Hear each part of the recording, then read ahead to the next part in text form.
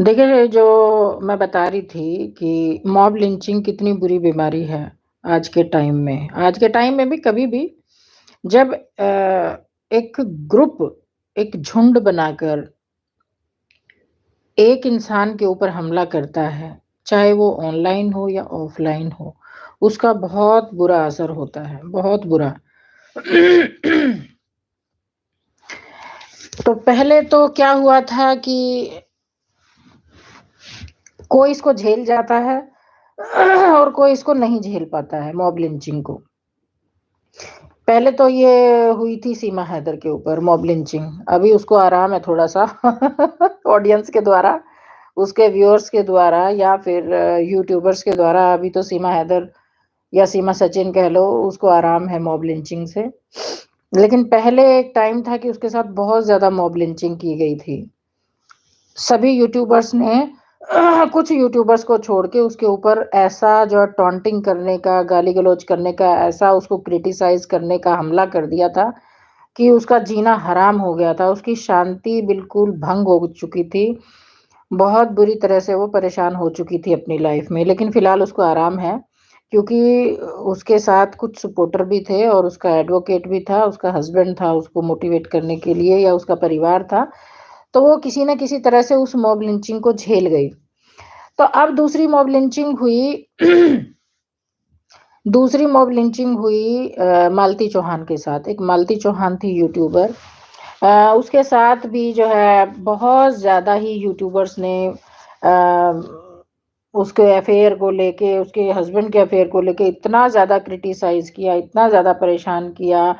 वो यूट्यूब पे लाइव के माध्यम से या वीडियो के माध्यम से वो रोती रही, चिल्लाती रही, लेकिन ऑडियंस ने, व्यूअर्स ने उसको फिर भी माफ़ नहीं किया और उसको इतना क्रिटिसाइज़ कर दिया, इतना उसके ऊपर बातों का, टॉन्टिंग का, गालियों का हमला कर दिया कि उसने जो है अपनी जान गँवा दी।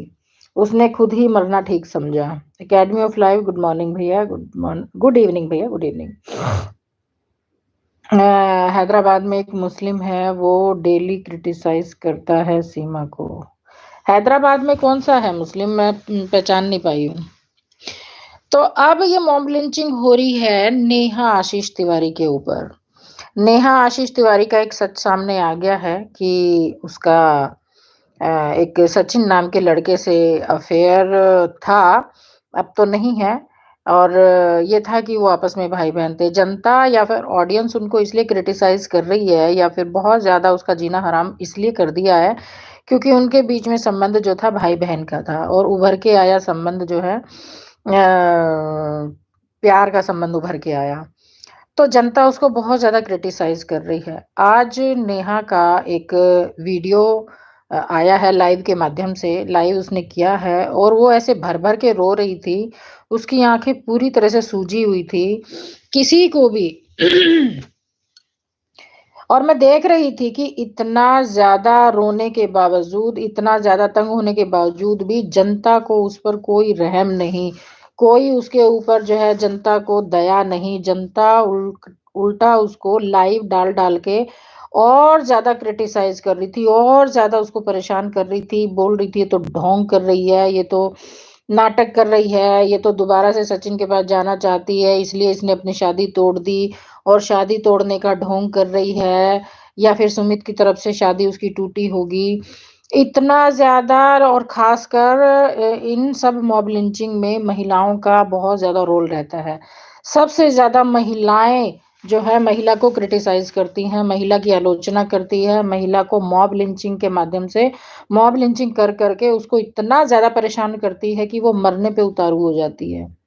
आज नेहा आशीष तिवारी का लाइव आया था और वो जो है इतनी फ्रस्ट्रेटेड, इतनी परेशान थी, वो ऐसे बोल रही थी कि अगर मुझे कुछ हो जाता है तो फिर ये लोग ज़िम्मेदार होंगे। नाम उसने नहीं लिया पर 3 लोग बोला था कि तुम लोग मुझे इतना परेशान कर रहे हो, उसकी जो व्यूअर्स हैं वो जगह-जगह लाइव डाल के आपस में डिबेट कर के उसको इतना ज़्यादा परेशान कर रहे हैं कि वो तंग आ चुकी है उनकी बातें सुन-सुन के।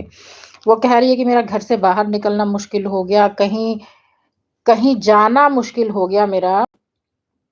अरे! ये क्या हो गया?